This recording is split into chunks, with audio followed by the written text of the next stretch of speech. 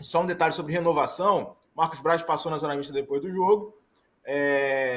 Falou que essa questão só vai ser tratada depois do julgamento no CAS do recurso, né, em relação à suspensão por conta da tentativa de fraude do exame antidoping. O Gabigol essa semana viaja para a Suíça, dia 5 ele embarca com seu time de advogados, enfim, seu staff, e na sexta-feira, dia 7, ele vai dar um depoimento. Os advogados não têm a expectativa de ter uma resposta do CAS até agora, mas o depoimento é importante, crucial, para a decisão que viria, pela previsão deles, daqui a algumas semanas, uma definição aí sim definitiva na instância máxima da Corte Arbitral do Esporte. Muito bom.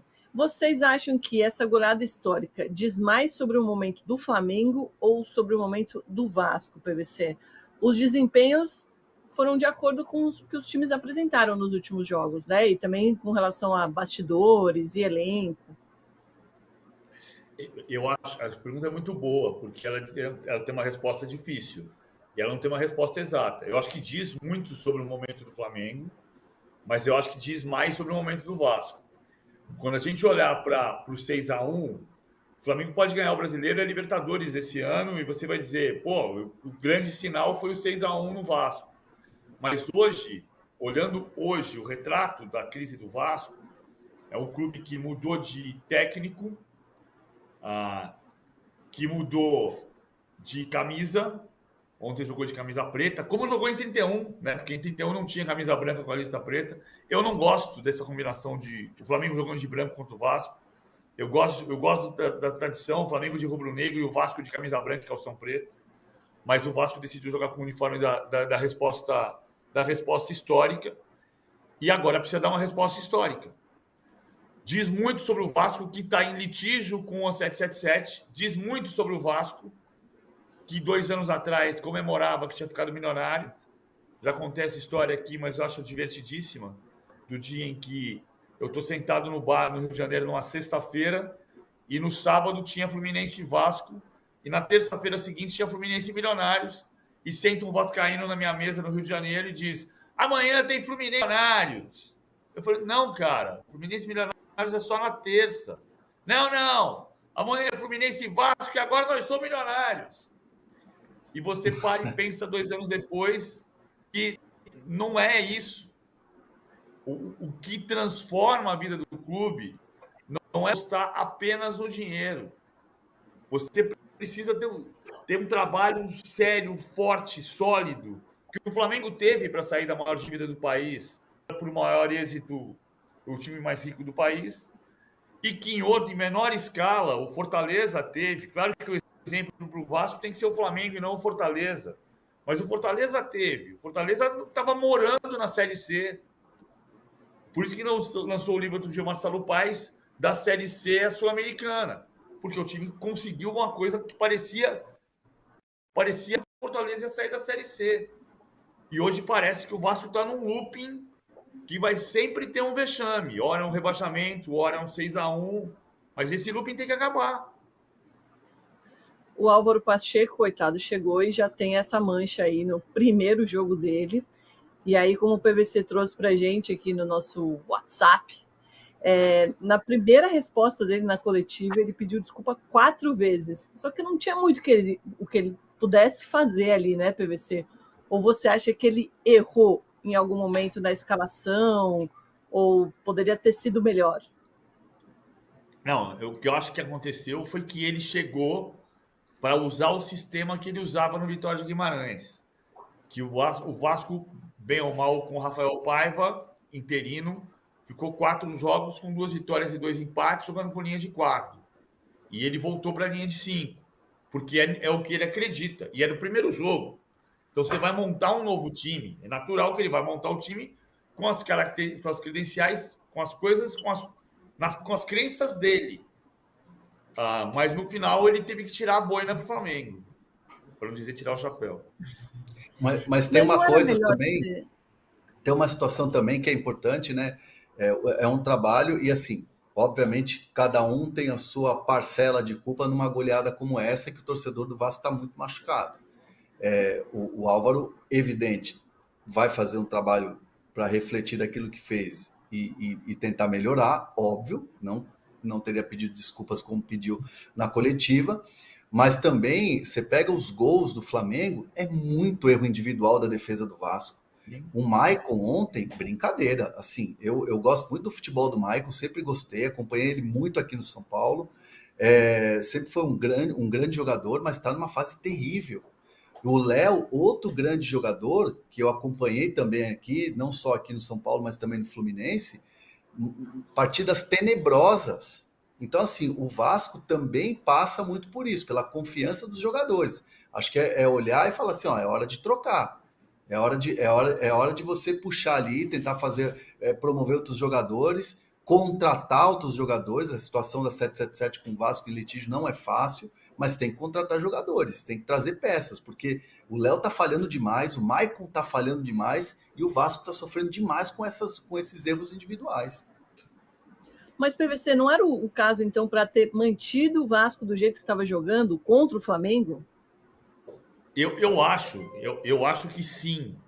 Mas esse é um dos problemas de você mudar de técnico no meio do caminho. Você veja, olha o que o Vasco fez. O Vasco mudou o Ramon Dias, que variava de 4-1, 4-1 para 3-4-3, virava 5-4-1, com linhas de 5, muitas vezes uma linha de 5. Aí ele sai, traz o Álvaro Pacheco, hora da chegada do Álvaro Pacheco. Você contrata um técnico que pensa tática do jeito, porque o Vitória de Guimarães até jogou com linhas de 4, mas os jogos grandes, o Vitória de Guimarães jogava com 3-4-2-1, virava 5-4-1. Virava 5-4-1. Então você trouxe esse cara porque ele joga assim. Aí, quando o cara chega, você fala, então, ó, só que deu certo agora com linha de 4. Nós vamos fazer o quê, irmão? Você contratou um cara que pensa desse jeito. E ele vai para o primeiro jogo. Aliás, olha só, o Álvaro Pacheco chega para estrear contra o Flamengo e para jogar contra o Palmeiras no Allianz Parque. Os 2 primeiros jogos. Quer dizer, isso é claro que não tem como você ficar planejando quando você decide mudar de técnico, porque você perdeu de 4-0. E é incrível. Tem coisa que não acontece só com o Botafogo, acontece com o Vasco. O Vasco toma 4-0 do Criciúma e o Ramon Dias pede demitido, né? Porque você não sabe até agora se ele pediu demissão ou foi demitido. E aí vem o Rafael Paiva como interino e o time fica 4 jogos invicto. Aí estreia um outro técnico novo e toma 6-1 do Flamengo. É do 4-0 do Criciúma com o técnico efetivo para o 6-1 com o técnico efetivo. E no meio, um sanduíche de interino com 4 jogos sem perder. Incluindo uma classificação contra o Fortaleza na Copa do Brasil. Heróica, 3-3, mas heróica da maneira como foi. Então, o Vasco precisa de uma nova resposta histórica, que é diferente daquela de 24, né? 100 anos depois, o Vasco precisa de uma resposta histórica. É uma resposta para o seu povo. É uma resposta para a sua história, que é voltar a revelar jogadores. Dos 5 maiores artilheiros da história do Brasileirão, 3 nasceram em São Januário. Roberto, Romário e Edmundo. E o Vasco não consegue revelar jogador. O Vasco vai buscar o Payet como grande esperança e o Payet não vai correr atrás do Varela, que faz o passe para o último gol do Gabigol, o gol do 6-1. Vamos rodar a vinheta da prancheta para você explicar, então, como o Vasco pode dar essa resposta histórica depois do massacre de ontem?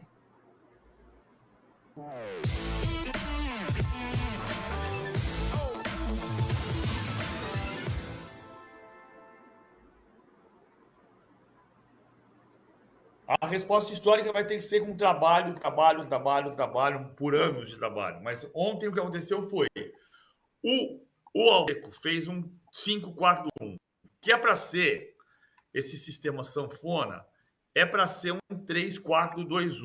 3-4-2-1, quando você tem a bola. Então ia passar o Puma para ser ala por aqui, ia passar o Piton para ser ala por aqui, deixando o Galdames e Esforça por dentro e liberando o Ryan e Payet para jogar por trás do Verratti. Assim era quando o Vasco tinha a bola, mas todo mundo sabia, inclusive o Álvaro Pacheco, que o Vasco não ia ter a bola. E o Vasco não teve a posse de bola. Então já começou o jogo com linha de 5 e linha de 4. Então era Puma, Maicon, Puma, João Vitor, Maicon, Léo e Piton.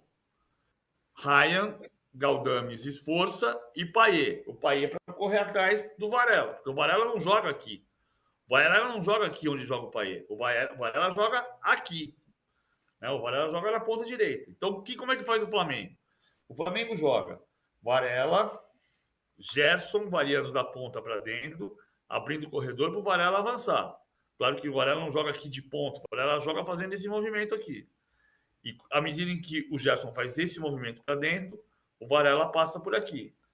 Aí você tem Pedro, De Arrascaeta e Everton Cebolinha.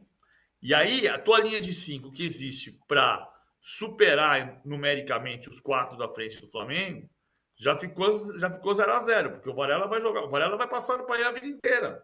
O Payet não vai acompanhar o Varela aqui. E como não acompanhou. E não é culpa do Payet. O Payet tem a limitação física dele. Então passa o Varela.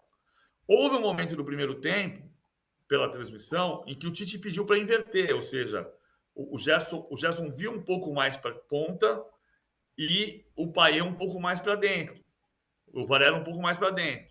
Mas o Gerson continua fazendo o movimento. Ele vem para a direita para confundir o Piton, mas ele vem para a direita e vem para o meio, justamente para confundir a marcação. E o Arrascaeta ontem não parou aqui como parceiro de ataque do Pedro. O Arrascaeta circulou muito pelo meio campo. Se você olhar o mapa de movimentação do Payet, ele circula muito.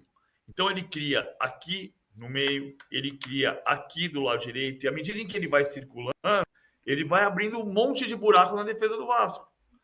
Porque o Vasco estava pronto para fazer o quê? Para marcar fixamente um ataque do Flamengo que ia se posicionar fixamente. E o Flamengo teve muita movimentação, tanto que o Cebolinha, na bola do segundo gol, recebe escanteio curto, inacreditável aquele gol, para fazer a jogada individual, o cruzamento e o gol de peito do Pedro. Depois do 1-0, que o Vasco começou parecendo que ia marcar bem e conseguir escapar, e teve a bola do arremesso lateral que virou gol do Verratti, um golaço, a marcação do Vasco sucumbiu nesse 4-1. Que não é um mau esquema, desde que você tenha a transição. Para jogar 5-4-1, se você não tiver transição, você vai morrer com o bumbum colado na parede. É isso que vai acontecer. Então tem que sair o Ryan para cá, o Payet para cá, para passar os dois laterais. E aí você vai empurrar o adversário para trás. O Vasco não fez isso em nenhum momento.